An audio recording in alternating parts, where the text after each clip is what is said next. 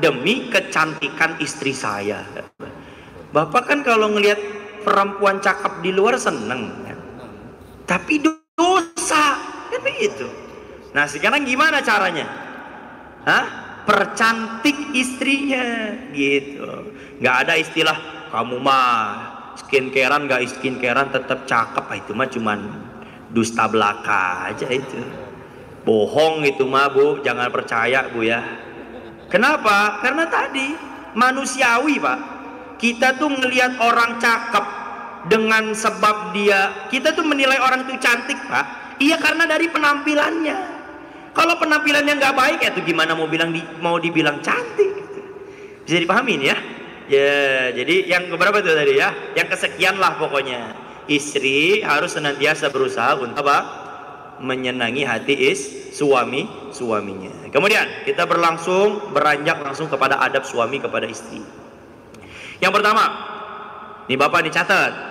Ini ibu-ibu juga nanti pulang yang suaminya nggak hadir sampaikan ke suaminya ini. Atau kalau misalkan ibu segan suruh dia untuk apa? Nonton live nih, siaran ulangnya dari itu nonton. Yang pertama, membantu sang istri dalam menyelesaikan pekerjaan rumah. Ini yang jarang mau dilakukan oleh bapak-bapak. Masa saya nyapu? Wah, gaya bener dah kayak dia bos PT terbesar di Indonesia aja gitu ya. Masa saya nyuci, masa saya nyetrika, masa saya ngepel. Ini perkataan suami-suami zaman sekarang. Bapak gengsi nyapu itu ajaran siapa? Wong Nabi itu nyapu Pak. Nabi jahit baju sendiri, padahal Nabi punya istri banyak. Ini pelajaran Bapak, kita ini nggak boleh membebani tugas rumah semuanya kepada istri. Bapak tahu nggak capeknya ngurus anak tuh kayak apa? Bapak kalau disuruh jagain anak kuat berapa lama sih? Bapak nggak usah sok deh kalau pulang kerja, saya ini capek. Emang istri Bapak ngapain di rumah? Ini mas saya jujur-jujuran aja nih, Bapak mau marah-marah dah, gitu ya. Kesinggung nggak apa-apa. Biar ada perubahan. Bapak jangan nganggap istri Bapak di rumah tuh tidur aja selama Bapak kerja. Jangan. Kalau Bapak pulang rumah berantakan, jangan dimarahin istrinya Pak. Bisa jadi itu belum kepegang karena sibuk ngurusin. Apalagi kita nggak modalin istri dengan pembantu. Anak banyak ngurus sendiri. Bapak kalau mau rumahnya rapi, istrinya cakep, modalin pembantu. Paham gak ini? Sekarang boro-boro mau modalin pembantu kan, duit buat perawatan aja nggak keluar, apalagi buat bayar tiap bulan 2 juta 3 juta gitu. Maka saya dulu diajarkan oleh guru-guru kami, Bapak kagak usah komentar kalau tangan istri Bapak kasar. Jangan komentar orang dia nyuci baju sendiri. Jangan komentar kalau istrinya bau keringet. Orang dia mengerjain rumah sendiri Pak. Kalau mau istrinya senantiasa wangi, bantuin. Bapak sewa pembantu buat bantuin kerjaan rumah dia. Paham nggak ini? Kalau Bapak nggak siap untuk nyapu, nggak siap buat ngepel, nggak siap buat nyuci, nyetrika, atau bersihin rumah, maka harus siap ngeluarin duit. Siap gak sekarang ini? Siap Ustadz, cuman duitnya kagak ada. Nah, kalau duitnya kagak ada, berarti kita yang bantuin. Kalau kita nggak siap bantuin, nggak usah mengomentari, apalagi sampai memarahi.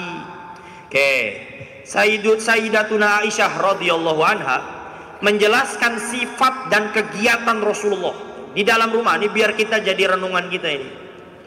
Karena Rasulullah, adanya baginda Nabi itu Pak, fi baitihi, kalau di dalam rumahnya itu, fi mihnati ahlih, Nabi itu kalau di dalam rumah itu senantiasa membantu kegiatan istrinya. Yalfi saubah, merapikan baju. Kalau sekarang kita ini setrika Pak, ngelipet baju. Zaman dulu kagak ada setrikaan. Maksudnya ngelipet baju itu sekarang ya nyetrika baju. Jadi kita ini kalau bisa nyetrika sendiri, bapak nih pasti paham. Nyetrika itu sunnah Rasul. Paham nggak? Ini baru denger kan? Iya tuh baru denger, sekarang belum pernah dibahas ini. Nyetrika itu sunnah. Jadi pulang nanti bapak yang nyetrika tuh kalau niatnya nyunahin Nabi dapat pahala. Jadi jangan dianggap sunnah itu cuman qobliyah ba'diyah, bukan hanya itu. Kalau qobliyah ba'diyah mah kayaknya banyak orang yang bisa lah. Tapi kalau nyetrika baju, Pak, apalagi pulang kerja, luar biasa itu ujiannya. Apalagi nyetrika capek bener Pak nyetrika. Pernah nyetrika ya? Ngerasain ya? Saya dulu mau mondok nyetrika sendiri itu udah sengsara bener itu. Apalagi kalau banyak istri bapak, masa iya harus ngurusin anak, ditambah nyetrikain baju dia, baju bapak, baju anak. Ustadz itu kan tugas istri, kata siapa itu tugas istri? Itu kata bapak, tugas istri mah. Karena Nabi itu melipat bajunya sendiri tuh. Yalfi saubah wa yahlibu syatah. Nabi itu kalau meres apa namanya? Meres kambing tuh, susu kambing itu Nabi peres sendiri. Maksudnya apa? Mengusahakan sesuatu untuk diri Nabi itu usahakan sendiri, Pak. Tanpa harus membebani istrinya. Lain ceritanya kalau memang istrinya menyanggupi, itu lain ceritanya. Memang dia kerjakan, ya udah, kalau memang dia kerjakan alhamdulillah. Tapi ketika tidak dikerjakan, jangan disekali-kali bapak marahi dia. Apalagi bapak hardik dia itu. Kemudian wa yarqa'u saubahu wa yakhsifu na'lahu wa yaqdimu nafsahu ila akhirih. Baginda Nabi itu, Pak, menjahit bajunya yang berlubang. Nabi itu kalau bajunya sobek itu jahit sendiri. Jadi ngejahit itu sunnah Rasul. Bukan habis ini jadi tukang jahit, bukan ya. Maksudnya kalau bapak punya baju robek, jahit sendiri. Nggak bisa bawa ke tukang jahit. Jangan dimarahin istri, ini gimana sih kamu nih, baju saya robek nggak dijahitin. Jangan. Apa susahnya sih Pak bawa ke tukang jahit? Nggak perlu marah-marah, nggak perlu nyuruh-nyuruh istri, itu nggak perlu Pak. Naik motor jalan selesai, begitu ya. Kadang istri kalau kita suruh mungkin dalam kondisi capek, Pak. Coba bapak kalau lagi capek disuruh-suruh gimana perasaannya? Itu marah.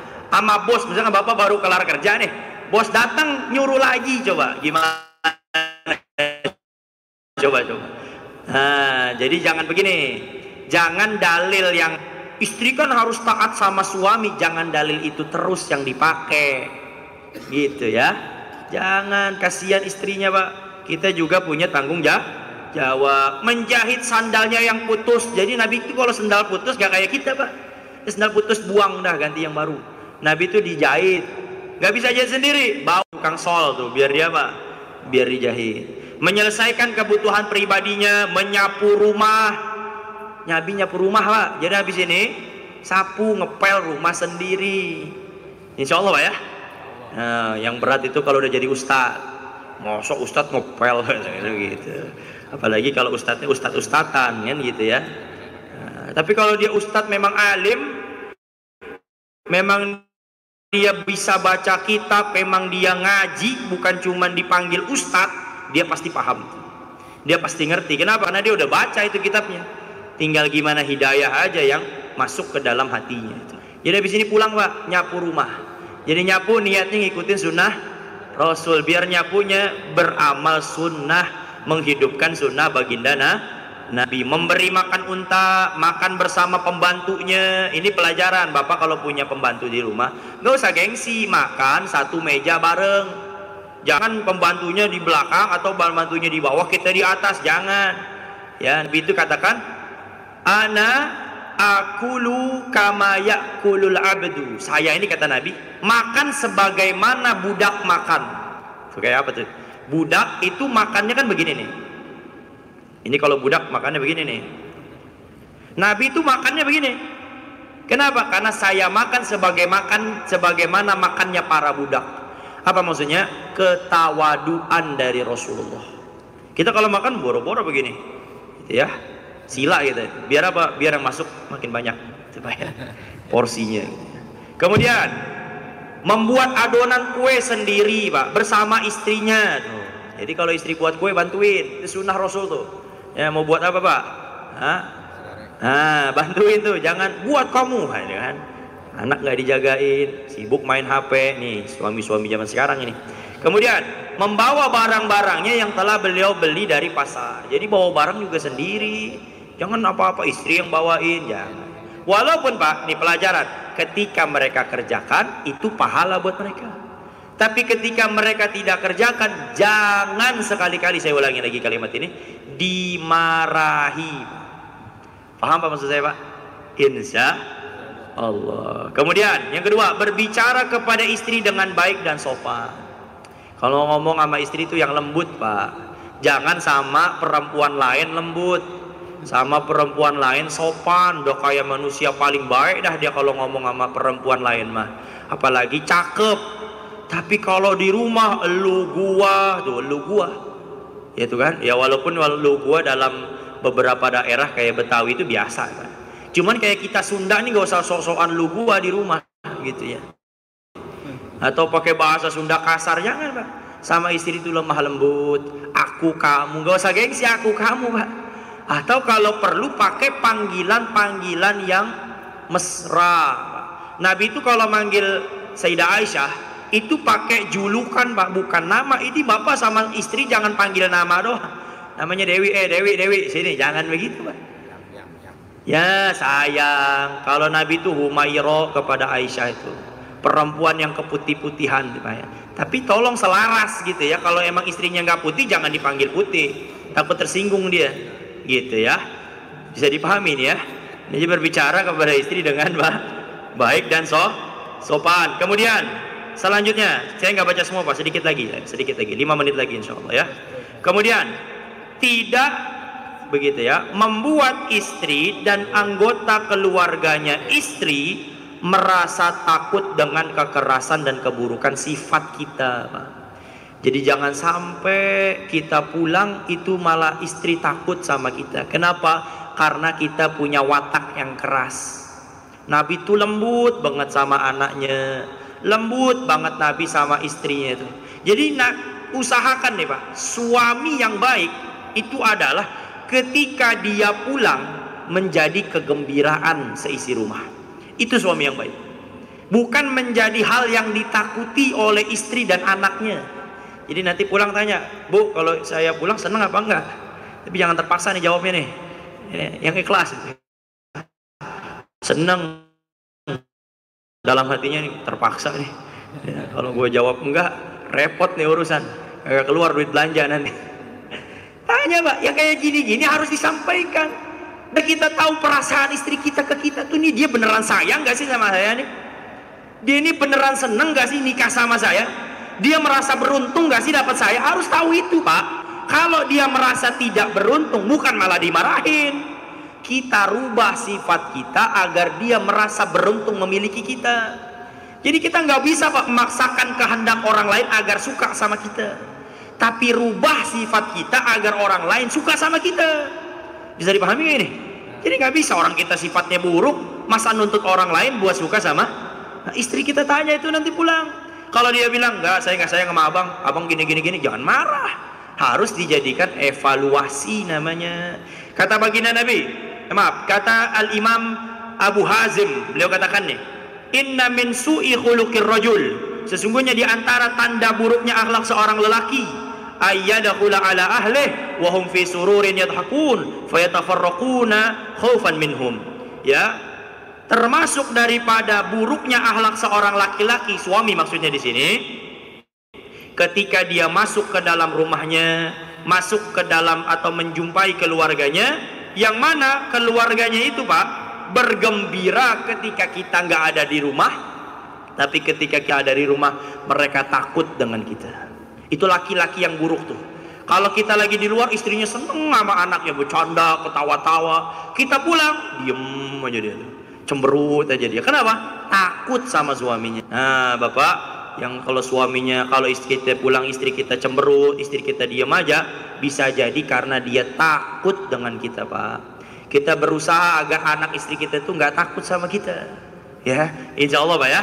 Insya Allah. Yang terakhir, mengikuti selera istri nih Bapak dan anggota keluarga istri. Ya, kalau anggota keluarga mungkin ya nantilah, karena kita nggak setiap saat sama mereka. Oke, secara khusus kepada istri ini Pak, mengikuti selera istri dalam memilih jenis makanan yang dimakan. Jadi bapak nih mau makan apa? Bapak mau makan ricis, istri bapak pengen makan apa? Yang boleh. Hah? Mau makan pecel. Bapak ikutin selera dia. Itu sunnah Rasulullah Pak. Jadi jangan kekeh jadi orang mah. Coba yang lunak gitu loh sama istri. Istri pengen ini, ya ikutin aja Pak. Kita mengalah aja sama istri mah, selama dalam urusan yang baik. Ini Nabi SAW katakan, al-mu'min, orang beriman itu yakulu bisyahwati iyalih. Dia itu makan dengan apa yang disukai oleh keluarganya. Orang beriman tuh. Jadi dia makan bukan atas keinginan dia. Walaupun boleh-boleh aja Pak, tapi jangan senantiasa. Orang beriman, kata baginda, itu dia makan mengikuti makanan keluarga dia. Keluarganya bikin ini dia makan, keluarganya mau makan ini dia ikut. Sedangkan orang munafik gitu ya, wal munafiku wa bisyahwati nafsih. Sedangkan orang munafik itu dia makan mengikuti senantiasa hawa nafsu dia. Maka pentingnya ada musyawarah harian. Kalau di jamaah tabligh itu musyawarah tiap hari tuh. Tiap pagi musyawarah, nentuin siapa yang khidmat, siapa yang jadwal hirosa. Kita, Bapak pernah nggak satu hari aja seumur hidup Bapak nih, pernah nggak musyawarah sama istri? Gini, kita masak apa hari ini nih? Itu namanya musyawarah namanya. Kumpulin istri, anak, kumpulin itu musyawarah. Ya, sekarang masak apa gini? Kita musyawarah nih. Ya coba request mau masak apa tong? Nah, gitu. Ayam anak yang pertama nih. Anak kedua sayur. Istri bilang, oh enggak, kita masak ini. Suami bijak sebagai pimpinan musyawarah menentukan daripada usulan, tuh namanya usulan kalau dalam musyawarah. Itu musyawarah. Pernah gak kayak gitu? Kagak pernah kan? Ya cuma request aja, nih masak ayam dah. Ini masak di tongkol, ya kan gitu-gitu Pak. Sunnah musyawarah Pak. Sudah. Hari ini kita bagi tugas nih, ya. Yang masak kamu, yang jaga anak saya. Nah, itu namanya musyawarah. Musyawarah harian dalam keluarga. Biar apa? Biar barokah yang dilakukan dalam keseharian tersebut. Karena di dalam musyawarah itu ada barokah. Di dalam musyawarah itu ada pertolongan Allah. Dan coba selesaikan masalah itu dengan bermusyawarah. Kalau musyawarah, insya Allah Pak, nggak ada masalah dalam rumah tangga kita pada hari itu. Kenapa? Karena yang dilakukan semuanya itu hasil kesepakatan musyawarah. Ini adalah adab sebagian, baru sebagian adab-adab yang perlu kita pahami. Semoga ini menjadi ilmu yang manfaat buat kita semuanya. Sedikit banyaknya kita bisa amalkan agar keluarga kita ini dijadikan oleh Allah keluarga yang sakinah, mawaddah, warahmah, keluarga yang diridhoi dan dicintai oleh Allah dan juga Rasulullah sallallahu alaihi wasallam. Amin ya rabbal alamin. Mungkin ini saja Bapak, Ibu, jamaah semua yang dimuliakan Allah Subhanahu wa taala. Semoga Allah Subhanahu wa taala memandang perkumpulan kita, menerima pengajian kita, salat subuh kita, zikir kita pada pagi hari ini menjadi sebab bekal kita masuk ke dalam surganya Allah Subhanahu wa taala. Amin ya rabbal alamin. Mungkin itu saja, kita tutup majelis kita dengan doa kafaratul majlis. Subhanakallahumma wa bihamdika asyhadu an la ilaha illa anta astaghfiruka wa atubu ilaik. Assalamualaikum warahmatullahi wabarakatuh.